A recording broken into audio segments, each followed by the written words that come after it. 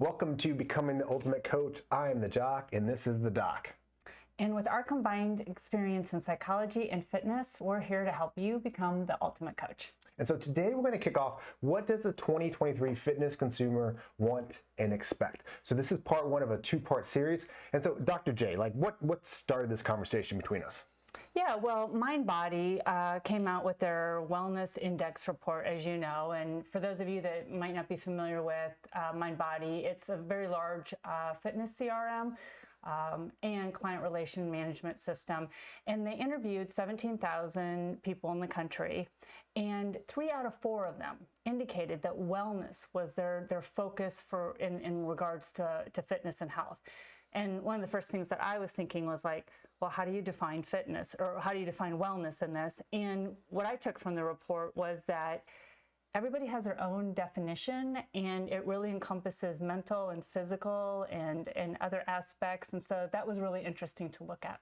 Yeah, and this is why I think it's so important. We talk a lot about this, like one-on-one, taking it off the floor, doing this behavior coaching with clients, because we see these reports and we hear things about wellness, but like, what does that mean to people?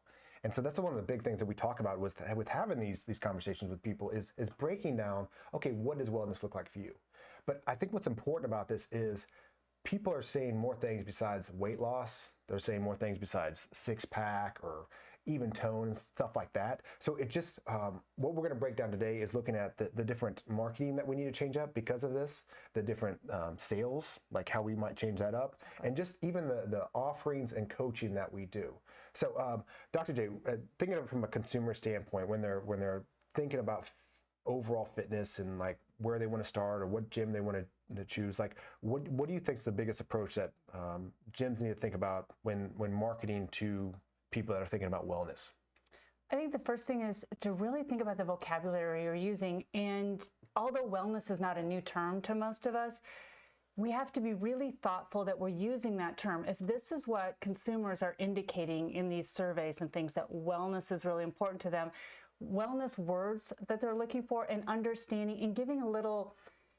And again, in marketing, it's tough, right? You have to be to the point and specific in all of those things, but really thinking clearly about words that you can use that allow them to say, oh, they offer wellness services, and I can find what I need out of wellness through their services. That's what you want that person to be thinking when they're looking at your marketing. Yeah, I try to think of this of like how we've evolved since, I've been a gym owner for the past 13 years, and 10 years ago, we had like a bikini body class, and like I think we would get taken down off the social media if we had that up today. And although that worked at that time, we have to change along with what the consumer is really wanting. And I'm really glad that we've changed up our marketing, because we're really becoming more open, more inclusive for more people to do it. It's not just the people that are really fit. And so I love these reports because it's I think it was like interviewing 17,000 people. Yeah. So it's getting a wide breadth, and it kind of takes it like, okay, with this information, what can I do from that? And so with that, of thinking of marketing is even the pictures that I have, like they talked about community in there. So if I can show people, even though we do a lot of one-on-one, like community is a big part of that. If I can show people that are all shapes and sizes, not just people like really fit or people that are working out really hard. And I still see a lot of this in the marketing. A lot of people do a lot of these before and after pictures. And I really think that's the thing that people are kind of getting a little bit tired of seeing. Like, because if they're wanting more of this wellness, now people might still want some weight loss, but it's not just about the before and after pictures. Yeah, and also even thinking about the backdrops.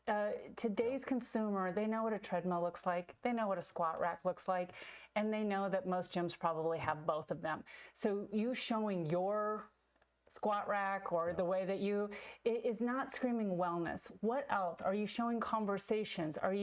If you do have a cafe, or if you sell supplements, or you have protein, or you have additional services that are recovery services, for example, thinking about those images and letting them see that there's this continuum of needs. Because I think one of the other things with wellness that I love about this term wellness is that as the seasons of my life change, or this year in the spring, life is crazy and I might need to shift things up a little bit. If they can think of your place as the wellness place and you have this array, then I know even when I might not be training as much physically, or I'm taking a breather from that for maybe a certain reason. There's other things in your facility that'll speak to me. Yeah, it's a great point, and that's why at my facility, like we have the sauna there, we have the Normatec booths, we do flexibility class on the weekend, we do one-on-one training, we do have some small group training, so it kind of creates all these different things, and this kind of moves on to the sales part, and this is what I really love, because when someone comes in and they're kind of exploring different places to start the fitness, when they come in, and part of my sales process is like talking about these different things. So it's not just coming in and I'm going to give you a meal plan, I'm going to give you a hard workout. Like you can legitimately get those in a bunch of different places in town. So really thinking about this as your facility, like how do you stand out?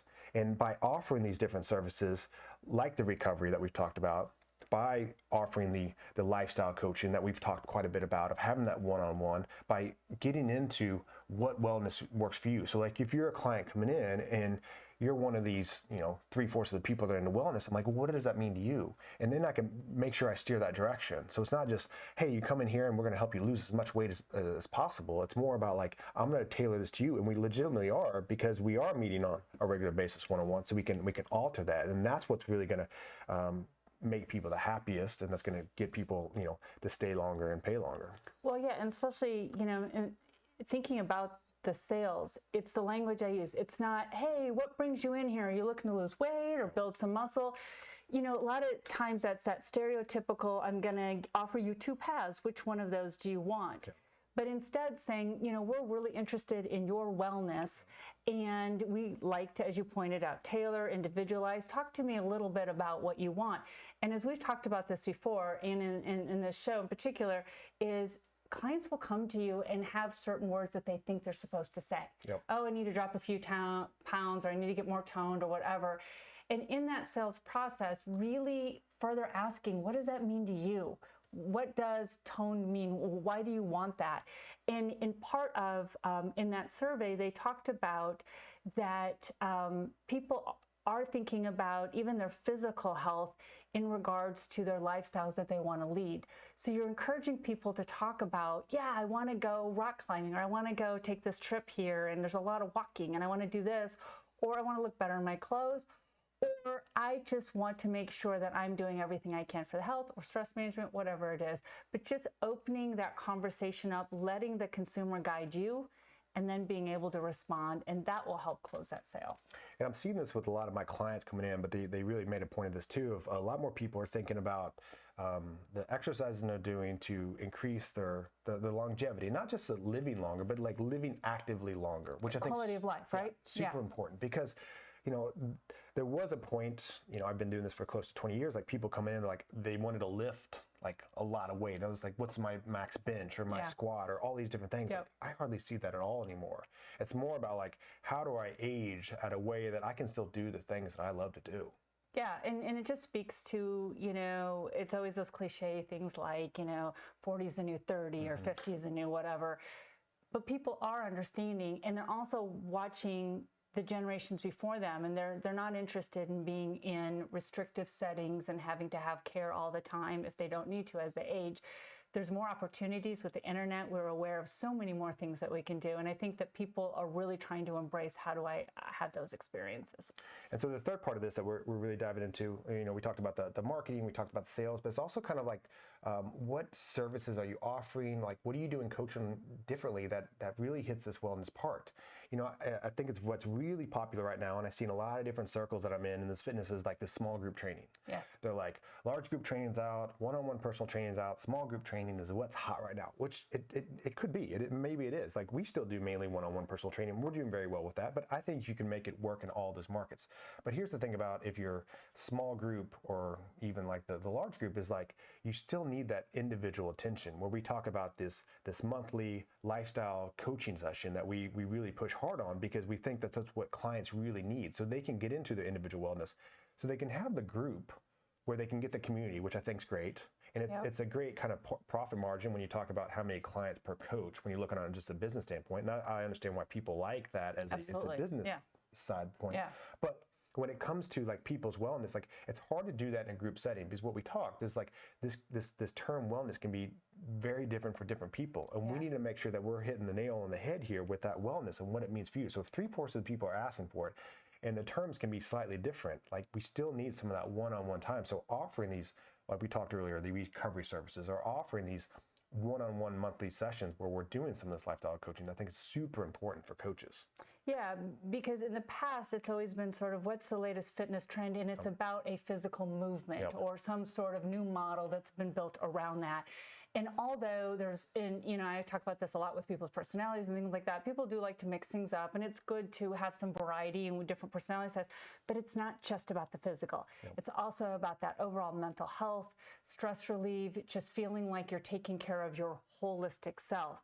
And to your point is making sure that you're articulating how those wellness services that you have connect. And also, again, whether you're doing small training or something else, we have to remember that some people will overshare, but they're still not telling you exactly what they need. Other people aren't interested in sharing in front of others. Or to be honest, some people hold certain types of positions and jobs where it's probably not okay for them to share if they're doing small group training, some of the stuff that's going on in their lives.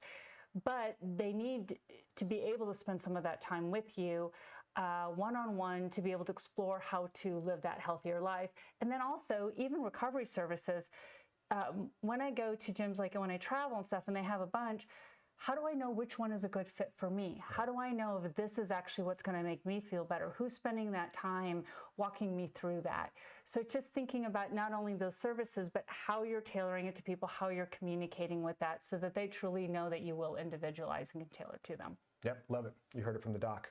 So think about these wellness terms. Like, how does this fit into your marketing? How does this fit into your sales process? How does this fit into the services that you're asking or you're offering for your clients? Because if you've been in this for a while, you might have started off and like, well, I'm giving hard workouts, and it might have got to this point where, I'm offering nutrition, but those are just like pieces of the puzzle. And we need to be thinking about like, how do we cover the whole puzzle so we can get the full picture? So make sure that you're offering some wellness this coming year. Hope you enjoyed this conversation as much as we do. We're pretty passionate about it. Feel free to leave us a comment or review, or just kind of give us your feedback. We'd love to hear from you. Till next time. See ya.